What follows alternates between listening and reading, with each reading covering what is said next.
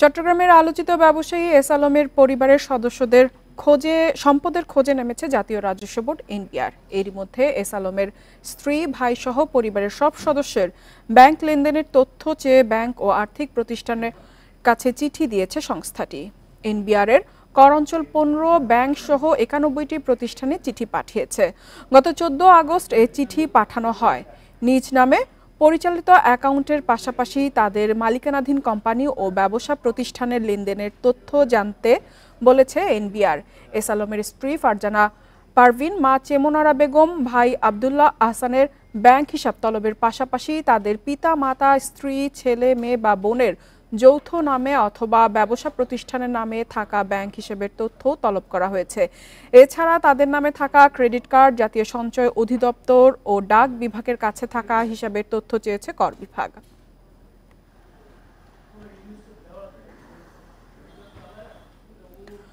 কেন্দ্রীয় ব্যাংকের পূর্ণাঙ্গ স্বায়ত্তশাসন নিশ্চিত করার দাবি জানিয়েছে Bangladesh bank officers welfare council. অন্তর্বর্তীকালীন সরকারের অর্থ উপদেষ্টার কাছে দেয়া এক স্মারকলিপিতে এ দাবি জানানো হয়। কেন্দ্রীয় ব্যাংককে আরও শক্তিশালী করতে বৃহস্পতিবার প্রধান কার্যালয়ে এক সংবাদ সম্মেলনে পরিচালনা পর্ষদের কাঠামোগত সংস্কার, অর্থ মন্ত্রণালয়ের আর্থিক প্রতিষ্ঠান বিভাগ বিলুপ্ত করা সহ কয়েক দফা দাবি তুলে ধরা হয়।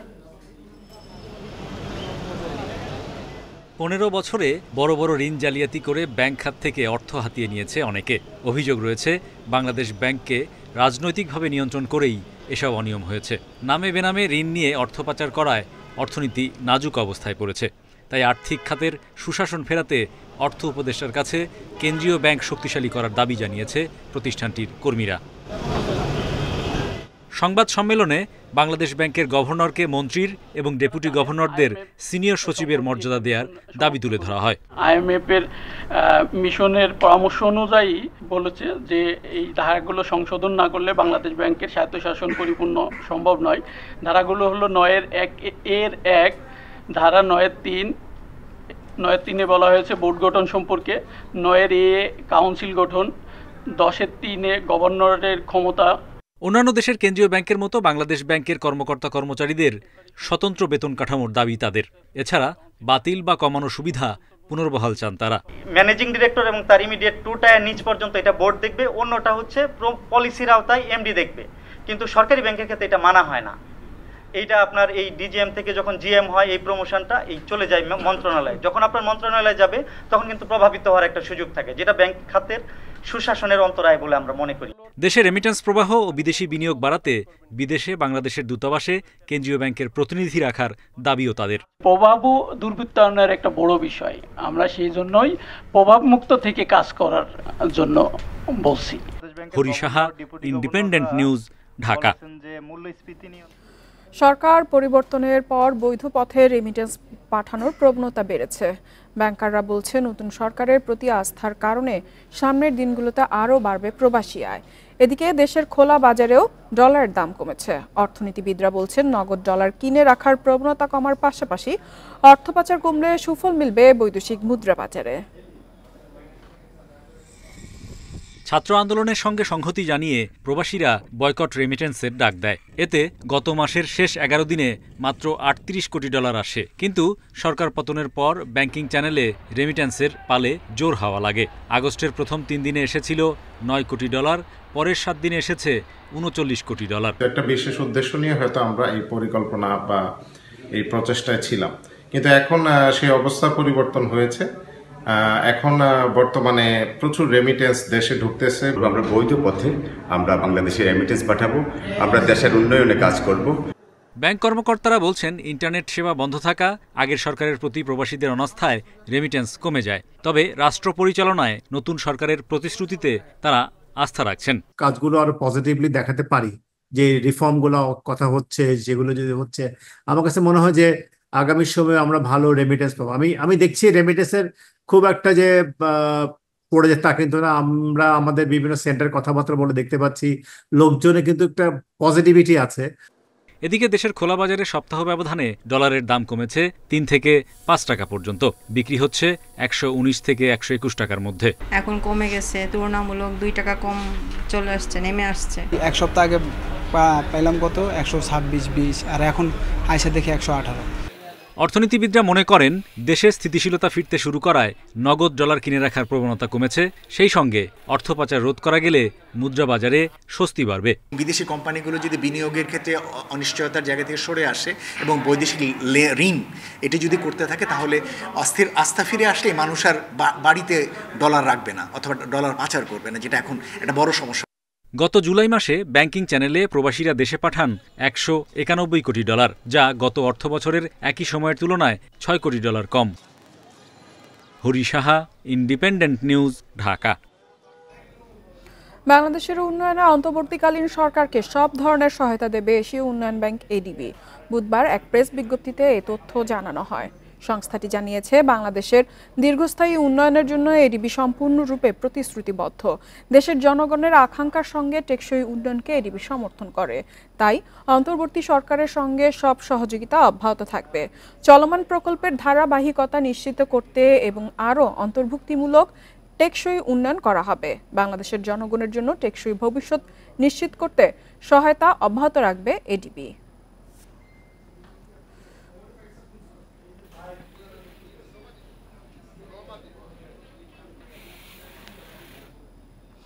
ঝুঁকির শীর্ষে রয়েছে বাংলাদেশের ব্যাংকিং খাত।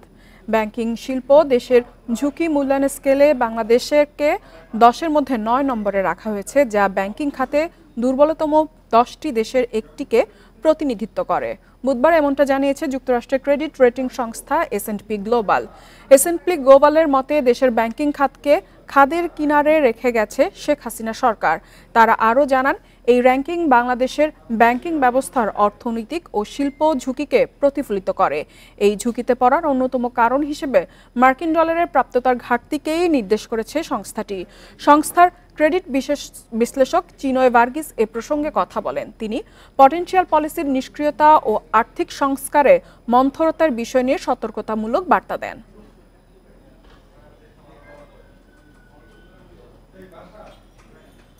গত কয়েকদিনের তুলনায় ডিম ও মুরগির মাংসের দাম কিছুটা কমেছে, তবে সরবরাহ কমের অজুহাতে বাড়তি কাঁচা মরিচ সহ বেশিরভাগ সবজির দাম। এদিকে শিক্ষার্থীদের নজরদারির ইতিবাচক প্রভাবকে স্বাগত জানিয়ে ক্রেতাদের দাবি নিয়মিত তদারকি নিশ্চিত করতে হবে প্রশাসনকে। খুলনায় 3 দিনের ব্যবধানে গরুর মাংসের দাম কেজিতে 100 টাকা কমে বিক্রি হচ্ছে 650 টাকায়। 30 টাকা পর্যন্ত কমেছে ব্রয়লার সহ সব ধরনের মুরগির দাম। বগুড়াতে গরুর মাংস 50 টাকা কমে বিক্রি হচ্ছে 700 টাকায়। বাজার করছি, একটা মুরগি পাকিস্তানি লেয়ার কিনতে গেলে 360-380 টাকা কেজি ধরে। বর্তমানে আজকে যা আমি কিনলাম দেখি 300 টাকা করে নিল। হ্যাঁ, ক্রয় ক্ষমতার মধ্যে আস্তে আস্তে আরও কমবে আমি আশা করি। এইভাবে সবসময় যদি একটু তদারকি করেন, আমি আশাবাদী যে সামনের দিকের দিনগুলিতে সব জিনিসই একটা সহনীয় পর্যায়ে আসবে বলে আমার দৃঢ় বিশ্বাস। লক্ষ্মীপুরের ব্রয়লার মুরগির দাম 10 টাকা কমে বিক্রি হচ্ছে 160 টাকায়, সোনালী মুরগি 300 টাকা। তবে বাড়তি দামে বিক্রি হচ্ছে গরুর মাংস। কুষ্টিয়াতে গত কয়েকদিনের তুলনায় ডিম ও ব্রয়লার মুরগির দাম কমেছে। লেয়ার মুরগি হচ্ছে 360 টাকা, দেশি মুরগি কম আছে, আগের চেয়ে তুলনায় কম আছে 500 টাকা কেজি, আর আপনার ককও কমছে অনেকটা। চট্টগ্রামে ডিমের দাম 5 টাকা কমে ডজন বিক্রি হচ্ছে 140 টাকায়। ময়মনসিংহে ব্রয়লার মুরগি বিক্রি হচ্ছে 160 টাকা কেজিতে, ডিমের হালি 50 টাকা। সিন্ডিকেট ভাঙা দিচ্ছে কাঁচামালের, এবং মনে করেন যারা সিন্ডিকেট করে ব্যবসা করতে ওনার সিন্ডিকেটের কোনো ব্যবসা নাই। মুরগি বিক্রি করতেছি 520-30 টাকা। গত সপ্তাহে আমরা দেশি মুরগি বিক্রি করছিলাম আপনার 570-80 টাকা এরকম ছিল, যা নিম্নমুখী। এই সপ্তাহ আপনার কমছে, এই সপ্তাহ আপনার 40 থেকে 45 টাকা কমছে। কাস্টমার নাই, বেচা কিনা অনেক।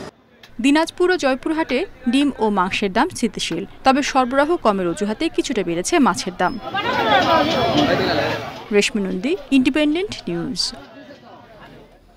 চলতি সপ্তাহে স্বাভাবিক রয়েছে চট্টগ্রাম বন্দর ও কাস্টমস হাউসের কার্যক্রম। গেল সপ্তাহে যে কন্টেইনার জট ছিল তাও কমতে শুরু করেছে। বৃহস্পতিবার চট্টগ্রাম বন্দরে মোট 4,528 একক কন্টেইনার রয়েছে, গেল সপ্তাহে যা ছিল 44,000-এর বেশি। এদিকে গত 24 ঘন্টাতে ডেলিভারি হয়েছে 4,807 একক কন্টেইনার।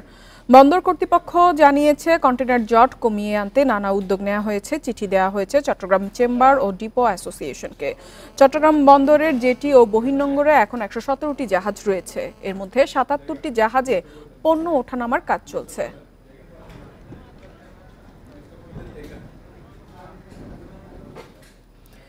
এদিকে চলমান পরিস্থিতিতে চট্টগ্রাম বন্দর কেন্দ্রিক মেগা প্রকল্পের অগ্রগতি নিয়ে অনিশ্চয়তা দেখা দিয়েছে। এক্ষেত্রে গুরুত্ব বিবেচনা করে জরুরি প্রকল্পের কাজ অগ্রাধিকার ভিত্তিতে এগিয়ে নেওয়ার দাবি জানিয়েছে বন্দর ব্যবহারকারীরা। এছাড়া এসব প্রকল্পে দুর্নীতির শঙ্কা থাকলে তা বন্ধে কঠোর পদক্ষেপ নিতে নতুন সরকারকে উদ্যোগ নেওয়ার আহ্বান বিশেষজ্ঞদের। চট্টগ্রাম বন্দরে বে টার্মিনাল, লালদিয়া চর টার্মিনাল ও মাতারবাড়ি গভীর সমুদ্র বন্দর, এই 3টি মেগা প্রকল্পের কাজ প্রায় 1 দশক ধরে চলমান। 2014 সালে নেওয়া বে টার্মিনাল প্রকল্পের মহাপরিকল্পনা তৈরি হয় এ বছরের শুরুতে। 21,000 কোটি টাকার এই প্রকল্পে বিনিয়োগের কাজ শুরু করেছে সিঙ্গাপুর পিএসএ এবং সংযুক্ত আরব আমিরাতের ডিপি ওয়ার্ল্ড। মাতারবাড়িতে প্রায় 18,000 কোটি টাকার গভীর সমুদ্র বন্দরে চ্যানেল নির্মাণ কাজ শেষ হবে 2026 সালের ডিসেম্বরে। এতে 12,892 কোটি টাকা ঋণ দিয়েছে জাপান। এছাড়া 3,000 কোটি টাকার লালদিয়া চর টার্মিনাল নিয়েও এগিয়েছে ডেনমার্কের মার্কস শিপিং। এসব নিয়ে এখন চলছে নানা আলোচনা। নীতি নির্ধারণী পর্যায়ে এইসব প্রকল্পগুলো কোনটা গুরুত্বপূর্ণ আছে, কোনটা অতি সত্বর প্রয়োজন আছে, কোনটা আমাদের ইকোনমির জন্য এখনই প্রয়োজন, এটা কাজে হাত দিতে হবে, এইসবগুলো বিবেচনায় সবার সাথে আলাপ করে আমার মনে হয় এই ব্যাপারে একটা সুষ্ঠু সিদ্ধান্ত গ্রহণ করতে হবে। আমরা মনে করি এক্ষেত্রে চিটাগং বে টার্মিনালের প্রায়োরিটি সবচেয়ে আগে, কারণ চিটাগং পোর্টের এটা সন্নিকটে, এখানে জাহাজের ড্রাফট অনেক বেশি, পোর্টের সাথে অন্যান্য সারা দেশের যে কানেক্টিভিটি ওটার ব্যাপারে জোর দিতে হবে। গুরুত্ব বিবেচনায় কাজ এগিয়ে নেওয়ার পাশাপাশি যেসব প্রকল্পে অনিয়মের অভিযোগ আছে তা নিয়ন্ত্রণে কঠোর হবার পরামর্শ সুশীল সমাজের। মেধাতার প্রকল্পগুলো রয়েছে যেগুলো আমাদের প্রাইড, অনার, ক্রাইসিস তাদেরকে খুব একটা সাময়িক প্রভাব বিস্তার করতে পারে, কিন্তু লং টার্মে প্রভাব বিস্তার করবে না। জনগণের টাকা, জনগণের অর্থে যে প্রকল্পগুলো বাস্তবায়িত হয় এবং জনগণ যে ঋণ এবং ঋণের সুদ বহন করে, সেই বিষয়টা অত্যন্ত বিবেচনাপ্রসূতভাবেই এগুলো শুরু করা দরকার।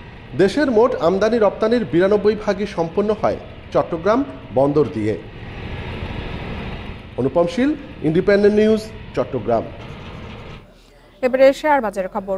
সপ্তাহের শেষ কার্যদিবসে সূচক কমেছে দেশের 2 শেয়ার বাজারে। ডিএসসিতে প্রধান সূচক কমেছে প্রায় 49 পয়েন্ট। এ সময় লেনদেন হয় 1000 কোটি টাকা। দর হারিয়েছে 69 ভাগ কোম্পানি শেয়ারের। অন্যদিকে চট্টগ্রাম স্টক এক্সচেঞ্জে সার্বিক সূচক কমেছে 110 পয়েন্ট। বৃহস্পতিবার লেনদেনের শুরুতেই পড়তে থাকে ঢাকা স্টকের সূচক। প্রথম 10 মিনিটে প্রধান সূচক কমে 61 পয়েন্ট। এরপর সূচক বাড়লেও দিন শেষে ডিএসইএক্স সূচক কমেছে 48.93 পয়েন্ট আর অবস্থান করছে 5,903 পয়েন্টে। ডিএসইতে লেনদেন হয় 999 কোটি টাকার শেয়ার। আগের দিনের চেয়ে লেনদেন কমেছে 244 কোটি টাকা। ডিএসসিতে হাত বদলে অংশ নেওয়া 398টি কোম্পানি ও মিউচুয়াল ফান্ডের মধ্যে দর বেড়েছে 91টির, কমেছে 275টির এবং অপরিবর্তিত রয়েছে 32টি প্রতিষ্ঠানের শেয়ার দর। সবচেয়ে বেশি লেনদেন হওয়া প্রতিষ্ঠানের তালিকায় প্রথম অবস্থানে আছে গ্রামীণফোন, দ্বিতীয় ব্র্যাক ব্যাংক এবং তৃতীয় অবস্থানে আছে হাইডেলবার্গ। শতাংশের দিক থেকে দর বৃদ্ধির তালিকায় প্রথম অবস্থানে আছে ডিবিএইচ ফাইন্যান্স, দ্বিতীয় মিথুন নিটিং এবং তৃতীয় অবস্থানে আছে ফনিক্স ফাইন্যান্স। অন্যদিকে চট্টগ্রাম স্টক এক্সচেঞ্জে সার্বিক সূচক কমেছে 110 পয়েন্ট। লেনদেন হয় 10,74,00,000 টাকার শেয়ার। আর এই ছিল অর্থনীতি স্বাধীনের আজকের আয়োজনে। আমন্ত্রণ আমাদের পরবর্তী সংবাদে।